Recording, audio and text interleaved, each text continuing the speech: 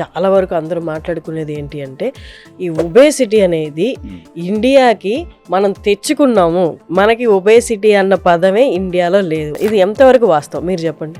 చిన్నప్పుడు చూసినప్పుడు ఎవరు చూసినా బక్కపీను కానివ్వాలి అందరినీ, ఎందుకంటే సన్నంగా ఉండేవాళ్ళు, కట్టి మాదిరి ఉండేవాళ్ళు. ఇప్పుడు ఎవరు చూసినా బస్తా మాదిరి ఉండరు, ఎందుకంటే అది మామూలు అయిపోయింది. మీరు యూకేకి వెళ్ళి ఎన్ని ఏళ్ళు అయింది సార్? 45 ఏళ్ళు. మీరు వెళ్ళే ముందు అందరు బక్కపీనులే. బక్కపీనుకులే, ఇప్పుడు బస్తాలు అయి ఉండవు. రైస్ని షుగర్ అంటారు, కార్న్ని షుగర్ అంటారు, వీట్ని షుగర్ అంటారు. అంటే ఇప్పుడు మేము తినేది షుగరా, బయట అమ్ముతారు కదా స్వీట్ షుగర్, అది షుగరా, ఇవి షుగరా? ఒక్కసారి ఈ డిఫరెన్స్ చెప్పండి. ఆ చక్కెర వచ్చి తెల్లగా ఉండొచ్చు, బ్రౌన్గా ఉండొచ్చు, కొంచెం బెటర్ ఏమో దానికంటే, కానీ అన్ని షుగర్లు అవన్నీ. అవి ఏమవుతాయంటే షుగర్ను ఇమ్మీడియట్ చేస్తుంది, హై కాన్సన్ట్రేటెడ్ షుగర్స్. అవి షుగర్ని రిలీజ్ చేసేస్తాయి, ఎక్కడ కడుపులో పోయేసి చిన్న వాటి నుంచి బయటికి సర్క్యులేషన్లోకి వెళ్ళిపోతాయి.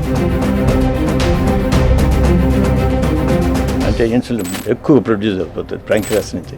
ఈ ఇన్సులిన్ షుగర్ను ఫ్యాట్గా కన్వర్ట్ చేస్తారు. పొద్దున్న లేస్తే ఇండియాలో ఒక మాట వింటూ ఉంటాం అనమాట, ఏంటి అంటే అది టైంకి తినాలి, లేకపోతే గ్యాస్ ప్రాబ్లమ్స్ వచ్చేస్తాయి. అసలు ఈ టైం ఎవరు డిసైడ్ చేశారు? ఏ టైంకి తినాలి, ఎంత తినాలి? మనం మితిమీరి తింటాం. ఏదైనా మోడరేషన్, ఆ మోడరేషన్ అనే వర్డ్ పోయింది. ఇప్పుడు మనం కొని తెచ్చుకున్నాం ఇవన్నీ డబ్బులంతా. బాటిల్లో ఒక 300 ml 25 grams ఉన్నాయి, బ్రహ్మాండంగా ఉండదని తాగేది. దాంతో ఏమైంది, మనకు డైలీ రిక్వైర్మెంట్ 25 grams కంటే తక్కువ ఉండాలి. ఇంకా నువ్వు తినే ఫుడ్లో షుగర్. వాడు ఇంకా తెలివిగా ఏం చేస్తారంటే మార్చేస్తారు, జిమ్ మిక్స్ మార్చేస్తారు. Coke zero, sugar free, diet coke, అన్నిట్లో ఏమంటారు కెమికల్స్ పెడతారు. Diet coke is dangerous. Chemicals కదా, అట్లీస్ట్ ఇది షుగర్ అని తెలుసు, అదేం చేస్తుంది తెలియదు కదా.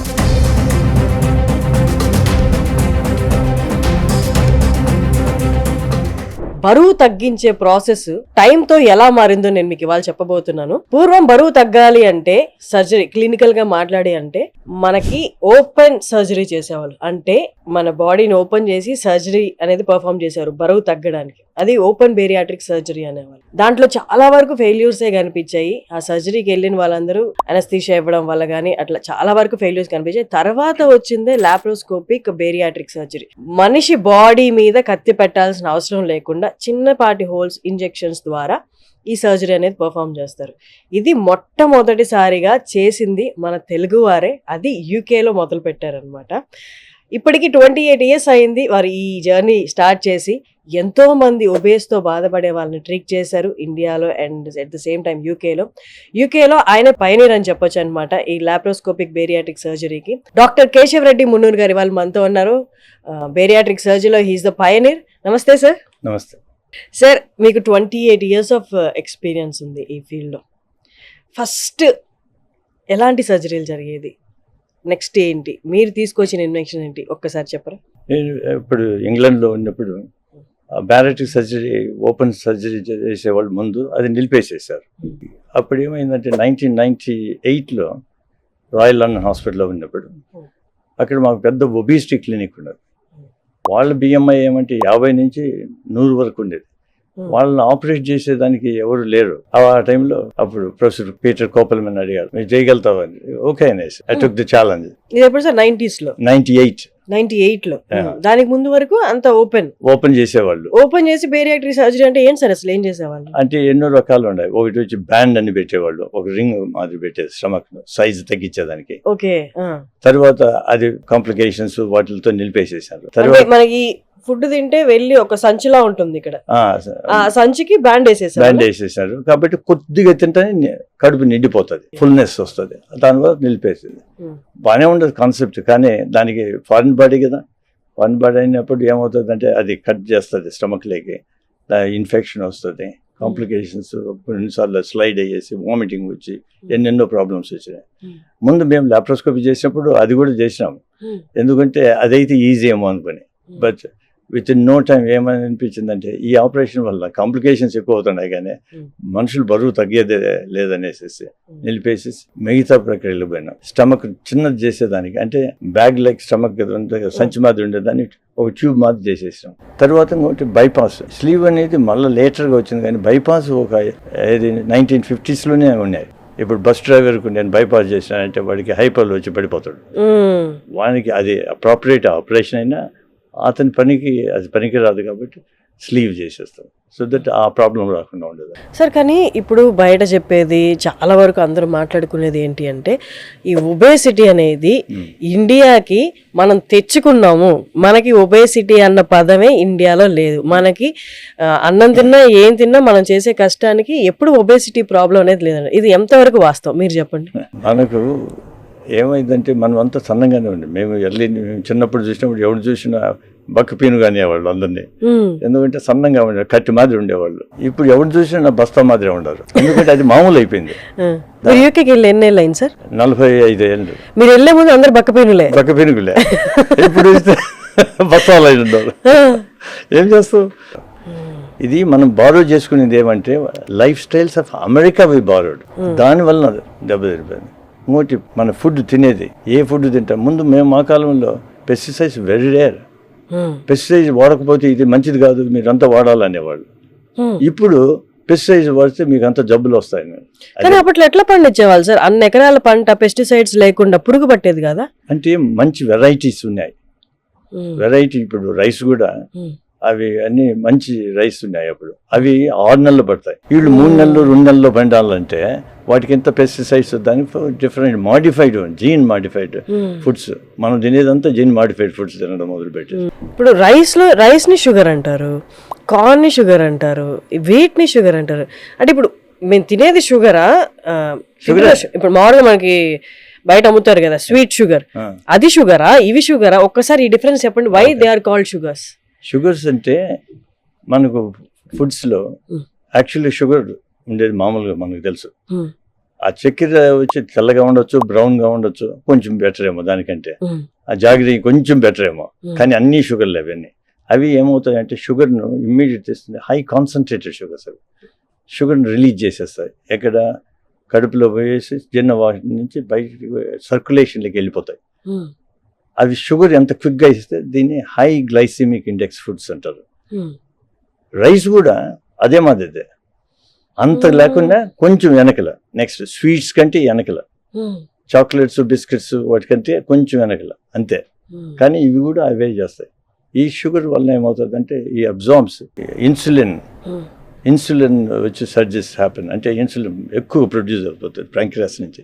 ఈ ఇన్సులిన్ షుగర్ను ఫ్యాట్గా కన్వర్ట్ చేస్తుంది. Therefore, it's not the fat is being converted fat. Sugar is being converted fat. మేము షుగర్ ఫ్యాటే తినలేదు అండి. మేము అసలు దాంట్లో ఆయిల్ కూడా వేసుకోమండి. ఆయిల్ వేసుకోకుండా తినేదంత షుగర్ కదా, ఇది బికమ్స్ ఆయిల్. అది అంటే ఇంత రైస్ తింటే ప్యాంక్రియాస్ ఎక్కువ ఇన్సులిన్ రిలీజ్ చేయడం వల్ల this all converted to fat. మేము ఒక 2012లో ఒక 200 కేసెస్ చేసిన ఆపరేషన్స్ని కూడా ప్రజెంట్ చేసిండు ఇంటర్నేషనల్ బాడీకి. ఎట్లా ఇది ఎఫెక్ట్ అవుతుంది, సర్జరీ ఎట్లా ఎఫెక్ట్ అవుతుంది, వెయిట్ లాస్ తక్కువ, హార్మోనల్ చేంజెస్ వచ్చినాక ఎట్లా మారుతారు, వీళ్ళు డయాబెటీస్ డిసప్పేర్ అవుతుంది. ఒబిసిటీ కొద్దీ వాళ్ళకు డయాబెటీస్ కూడా వచ్చేస్తుంది. అంటే ఇప్పుడు డయాబెటీస్ అనేది ఇండియాలోనే లేదు అసలు. ఎప్పుడైతే ఈ షుగర్ కన్సంప్షన్ అనేది ఎక్కువైందో అప్పుడే వచ్చింది అని అంటున్నారు. అంటే దానికి ముందు ఇండియన్స్ ఏం కన్స్యూమ్ చేసేవాళ్ళు సార్? అంటే షుగర్ అనేది మనకి లేటర్ ఆన్ ఇంట్రడ్యూస్ అయింది ఇండియాకి అంటారు. దానికి ముందు వాళ్ళు తీపి పదార్థం అంటే ఏంటి అసలు ఇండియాలో? తీపులు తింటా ఉన్నారు, బట్ అంత తినేది మనకు. తాటి బెల్లం ఇవి తాటి బెల్లము అవి డిఫరెంట్, స్లైట్లీ డిఫరెంట్. అందువల్ల ఈ ప్రాబ్లం లేకుండా ఉండేది. మనకేమంటే షుగర్ దొరకాలంటే అప్పుడు కాస్ట్లీ, రేషన్ కార్డులను పెట్టారు, మళ్ళీ ఆ షుగర్ దొరికేదే కష్టం. ఎప్పుడో ఒకసారి స్వీట్ తింటే, ఏది పండగకో పబ్బానికి తినేవాళ్ళు. ఇప్పుడు రోజు తినాలి, తెల్లవారితే మధ్యాహ్నం సాయంత్రం చాక్లెట్, లేకుంటే ఈక్విలెంట్ చాక్లెట్స్. ఏమంటే ఫుడ్ లేనప్పుడు ఏం చేయాలా, మన బాడీ ఒంటిని మాత్రం స్టోర్ చేసుకోవాలి. ఇప్పుడు మన బాడీలో కూడా మనం స్టోర్ చేసుకోవాలి. అది ప్రొటెక్టివ్ మెకానిజం ఈ జీన్స్. ఆ జీన్స్ ఏమైపోయినాయి ఇప్పుడు, అవి వచ్చి మనకు కష్టం అయిపోయినాయి. ఎందుకంటే food is available everywhere. Sir ఇప్పుడు మీరు 40 years యూకేలో ఉన్నారు అండ్ బేరియాట్రిక్ సర్జరీలో you are there and 28 years అయిపోయింది మీరు స్టార్ట్ చేసినట్టు. అసలు ఇక్కడ ఫుడ్, అక్కడ ఫుడ్, ఇక్కడ జనాలు పాటించాల్సిన ఫుడ్ విషయంలో అక్కడ ఆల్రెడీ పాటిస్తున్నవి కొన్ని చెప్పండి సార్. ఎందుకు main reasons for obesity in India and UK? Main reasons in India వచ్చి ఏది food. First is the food type of food we consume. అంటే మనం అంతా high sugary foods, high GI foods అంటారు, గ్లైసెమిక్ ఇండెక్స్ ఫుడ్స్. వాటి వల్ల sweets, మన rice ఎక్కువ, కూరలు తక్కువ, వెజిటబుల్స్ ఇవన్నీ తగ్గిపోయినాయి మనం.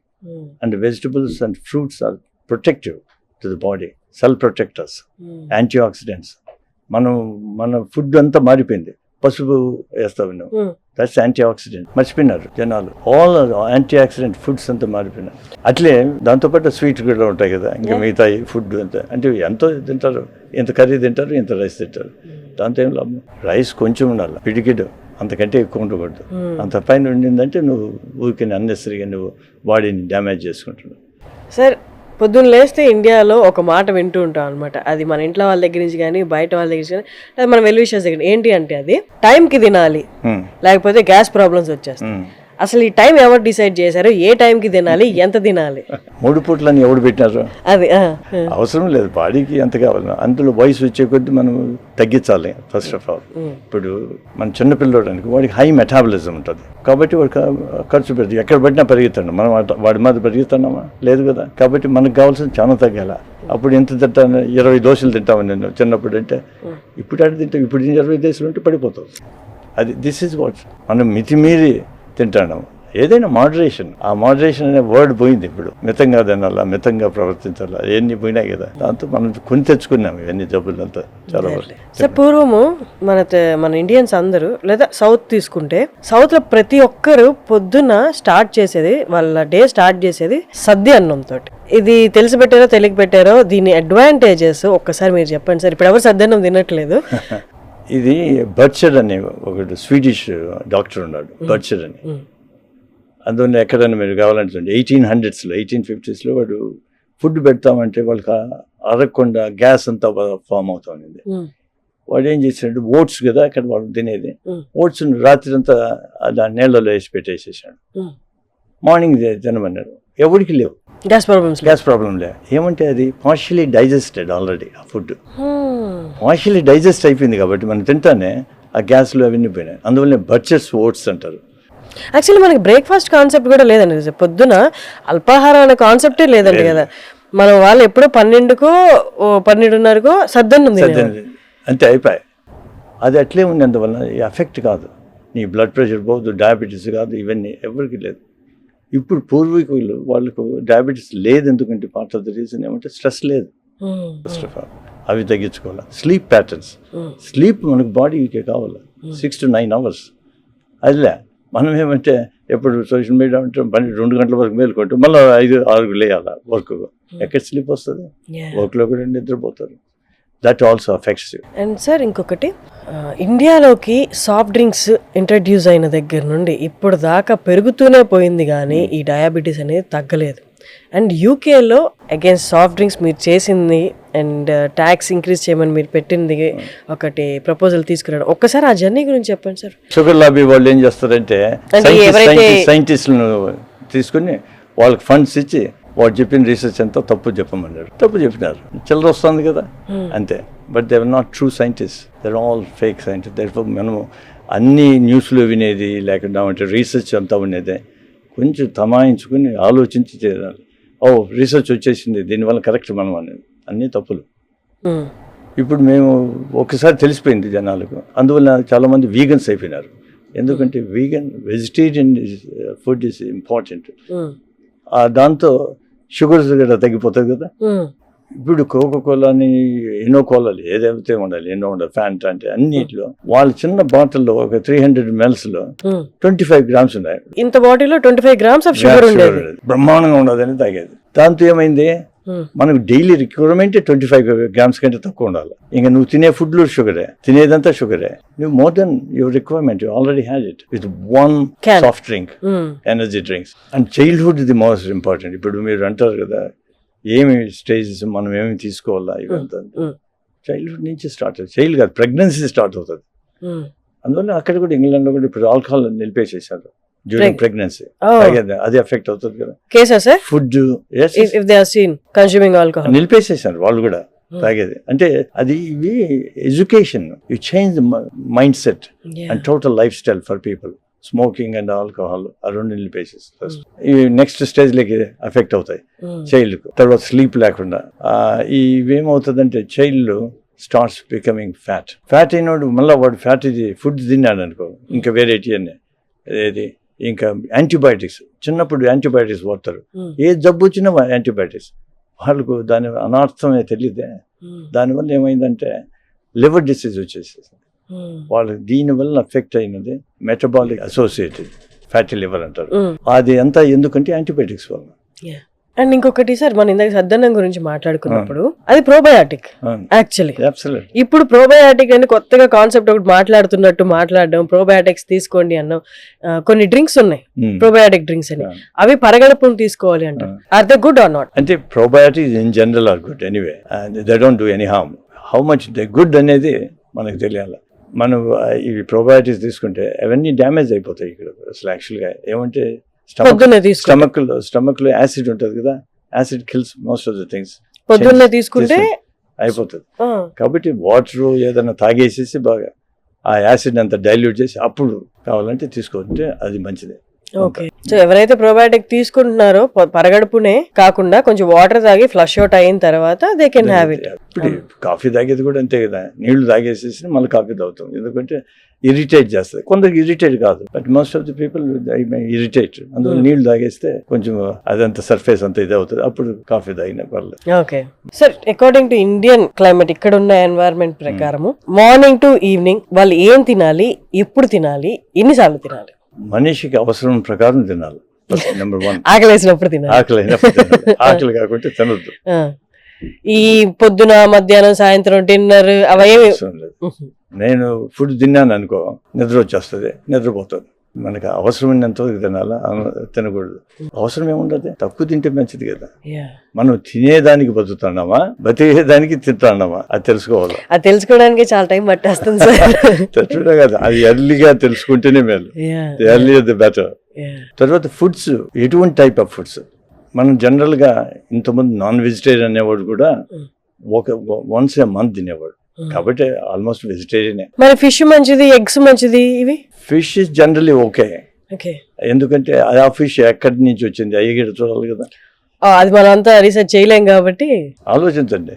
ఇప్పుడు వాడు ఇంగ్లాండ్ లో సాల్మన్ ఫిష్ మంచిది అని తిన్నారు, కానీ సాల్మన్ ఫిష్ నీకు న్యాచురల్ నుంచి వచ్చేది తక్కువ, అవి పట్టేది కష్టం. వీళ్ళు గ్రో చేయడం మొదలు పెట్టాడు ఎడిన్బర్గ్, స్కాట్లాండ్ లో. దేంట్లో ఉంటుంది, దాంట్లో మెర్క్యూరీ లెవెల్స్ ఎక్కువ ఉంటాయి. Mercury better to kill other things. పాయిజనే, మెర్క్యూరీ పాయిజనే. ఆలోచించాలి, మనం నోట్లో ఏం పెడుతున్నామని అది ఆలోచించాలి. నేల పెడితే తగలద్దరా అంటాడు. మరి నువ్వు పుట్టిన ఫుడ్ ఏంది, అంత పాయిజన్ ఏది అంటానవే. ఇప్పుడు ఇంతమంది అన్నారు కదా మీరు, కోలాలు ఇవన్నీ.